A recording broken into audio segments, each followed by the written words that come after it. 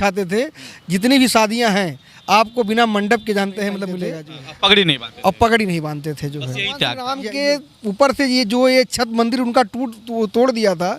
जब भगवान श्री रामचंद्र जी हमारे जब छत के नीचे नहीं रह रहे हैं, उनका सम्मान मानिए पगड़ी था, उनके पैरों में जूता मतलब जो चप्पल हुआ करती थी, जिसे भगवान वंचित हैं वैसे हमारे जानते हैं हम उनके वंशज हैं, तो हम लोग भी इन सब चीज़ों से वंचित। इस गांव के अगल बगल जो है क्षत्रियों का ये जानते हैं एक गढ़ माना जाता है। 14 कोस में जानते हैं, जानते हैं 550 वर्षों से लेकर के आज तक जानते हैं चली आई।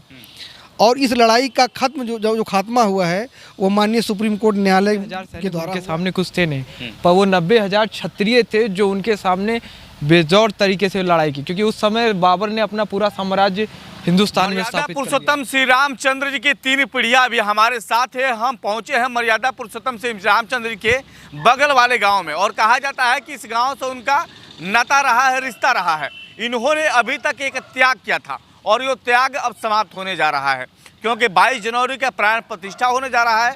रामलला आने वाले हैं और उसको लेकर जैसे ही रामलला आएंगे सबके अब से सर पे है, सबके सर पर लगने वाला है। और ये जूता आज तक इन्होंने जूता का कभी पहने नहीं है, ये चमड़ा का जूता है, इन्होंने त्याग करके रखा है।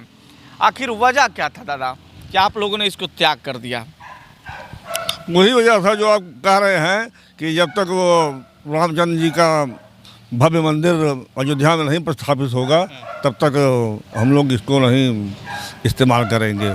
यानी जितने सूर्यवंशी क्षत्रिय हैं इन्होंने किया है। हाँ, सूर्यवंशियों ने, सूर्यवंशी बस्ती तक भी फैले हुए हैं, जिला बस्ती तक भी फैले हुए हैं यहाँ अयोध्या में। और सूर्यवंशी के और भी जात के लोग इस तरह के पालन कर रहे हैं? केवल सूर्यवंशी ही, सूर्यवंशी ठाकुर क्षत्रिय ही केवल। जी जी हाँ हाँ, ढाढ़स था, ईश्वर की प्रेरणा थी कि ढाढ़स हो जाएगा। जी आज कैसा लग रहा है? बहुत अच्छा लग रहा है माहौल देखकर। जी बहुत अच्छा लग रहा है। अब तो आपके सर पर नहीं था पगड़ी, इनके सर पर पगड़ी नहीं था, और लेकिन अब इनके सर पर पगड़ी आने वाला है। जी हाँ? जी जी जी जी भाई साहब, माहौल क्या कह रहा है? जी माहौल बहुत हर्षोल्लासित है। 22 तारीख को जो है हमारा ये जो भगवान श्री रामचंद्र जी के हम लोग जो वंशज सूर्यवंशी क्षत्रिय हैं, ये लोग होली दिवाली जितने भी हमारे पर्व होते हैं ये अयोध्या में एक साथ आपको देखने को मिलेगा।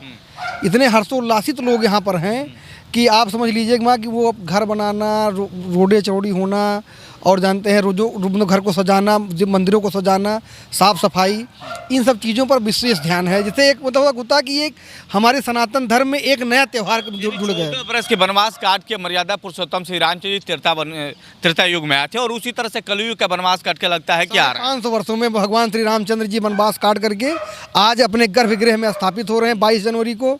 ये इसका धन्यवाद हम मोदी जी को, योगी जी को और हमारी यहाँ की समस्त जनता देती है, और ये कामना करती है कि भगवान ऐसे सबको बनाए रखें। ये जो आप लोग वचन दिए थे इसका पालन होता था कि फिर ऐसे जो चल दिया? जी इसका पालन होता था। देखिए जो चीज़ें हैं, क्या एविडेंस है कि इसका पालन होता है? कि हम लोग क्या देखेंगे, कैसे देखेंगे?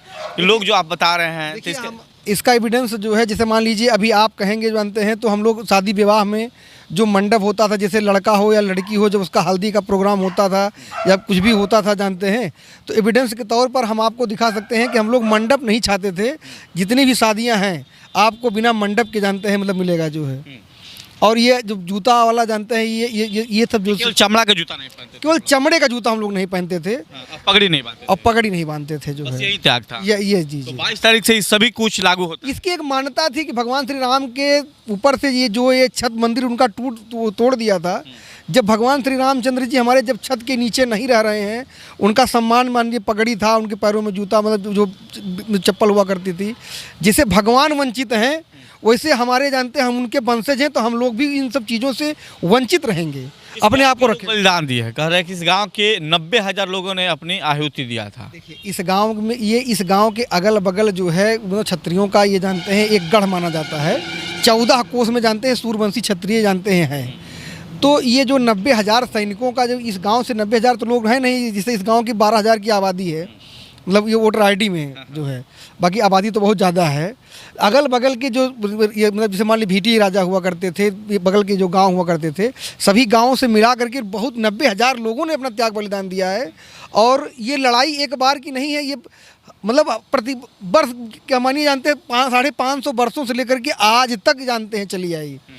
और इस लड़ाई का खत्म जो खात्मा हुआ है वो माननीय सुप्रीम कोर्ट न्यायालय के द्वारा हुआ है और मोदी जी और योगी जी के प्रयास से हुआ है। विशेष योगदान रहा है। 90,000 की टुकड़ी तो छोटी थी, पर वो हौसला जो वो भगवान राम जी को अपने इष्ट को बचाने का वो हौसला था, वो बहुत अडिग था, वो बहुत बड़ा था। तो उन्होंने बहुत संघर्ष से लड़ाई लड़ी और वो शहीद चुका है। तो क्या बदला की भावने वाली राम राज रहेगी कि फिर राम राज रहेगा? नहीं, इसी को तो राम राज कहते हैं। बदला का भावना तो गया, बदला का भावना तो तब अयोध्या आया, काशी है, मथुरा है, तमाम जगह पर निगाह है। उसी मुगल काल में ये सब कुछ तबाहियाँ मची थी। नहीं, जैसे हम क्षत्रिय हैं तो सीढ़ी दर सीढ़ी चढ़ते हैं, डायरेक्ट जंप नहीं मारते। पहले सर, भगवान राम के हम लोग वंशज हैं। भगवान राम ने अपनी एक मर्यादा स्थापित की थी। जैसा कि भी आपने कहा कि बदले की भावना अगर हम लोगों के अंदर होती तो हम लोग उस पर ज़बरदस्ती करते और मतलब अमर्यादित हो करके जानते हैं काम करते। हम लोग जानते हैं 550 वर्षों में मर्यादा में रह करके उनके वंशज हैं, उनके जानते हैं उनकी मर्यादाओं को हम लोग निभाते हुए माननीय न्यायालय द्वारा जानते हैं जो हम लोगों का मतलब ये इसका फैसला आया है, तो उस पर जानते हैं हम लोगों ने जानते हैं अपना वो किया, मर्यादा को हम लोगों ने स्थापित किया है।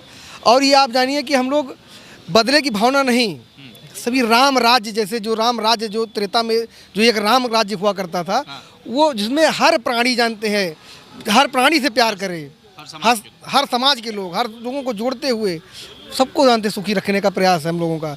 यहाँ पर आए हुए श्रद्धालु हम लोगों की पहली प्राथमिकता है कि यहाँ पे जो लोग दर्शन करने के लिए आए उनके लिए अच्छी व्यवस्था, अच्छी सड़कें, अच्छा जानते हैं वो जो है। देखिए इसके लिए जानते हैं हम बहुत जानते हैं, देखिए राजनीतिक मंच तो है नहीं, ये जानते हैं वो है, लेकिन कुछ चीज़ें ऐसी होती हैं जो जुड़ाव होता है, जो हम लोग साथ धन्यवाद करना चाहते हैं। राम मंदिर ही नरेंद्र मोदी जी ने नहीं बनवाया, एक नए शहर, एक नए राम राज्य की स्थापना उन्होंने की। उन्होंने जानते हैं मंदिर के साथ साथ एयरपोर्ट का भी निर्माण करवाया, वो रेलवे स्टेशन का निर्माण करवाया, ताकि लोगों का भगवान से जुड़ाव, भगवान सनातन धर्म को देखने के लिए जो है आए। तो एक नया शहर, एक नई त्रेता युग की जानते हैं स्थापना इस अयोध्या में हुई है जी। यानी एक तरफ जो लोग कहते हैं कि मर्यादा पुरुषोत्तम के अवतार कहना अवतार है, और 22 जनवरी को ये टोपी और ये पगड़ी और ये जूता, इस सभी उस दिन सज धज के अयोध्या में प्रवेश करेगा और उस दिन से एक नया कल्चर शुरू होने वाला है सूर्यवंशियों के अंदर में। जी बताइए।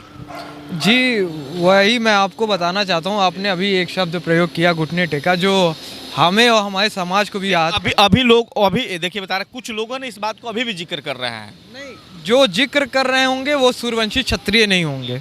क्षत्रिय नहीं किए हैं, दूसरे कास्ट चीज है ना, तो क्षत्रिय कभी ये शब्द यूज ही नहीं कर सकता, क्योंकि उसके पूर्वज बलिदान हुए। अगर उनको घुटने ही टेकना होता तो वो लड़ने ही क्यों जाते। सही बात। हाँ, वो गए, वो शहादत मिली, शहादतों के नाम, शहीदों के नाम अभी हमारे पास हैं, पूर्वजों के पास हैं, तो वो बलिदान होने खुद गए थे। वो प्रभु श्री रामचंद्र जी का मंदिर अपने इष्ट को बचाने गए थे। और आपको ये वीडियो कैसा लगा आप कमेंट बॉक्स में कमेंट करके जरूर बताइएगा। लेकिन ये जो परिवार देख रहे हैं, ये जो गांव देख रहे हैं, ये मर्यादा पुरुषोत्तम श्री रामचंद्र जी का अपना खुद का ब्लड वाला गांव है, जहां से सबका नाता और रिश्ता रहा है।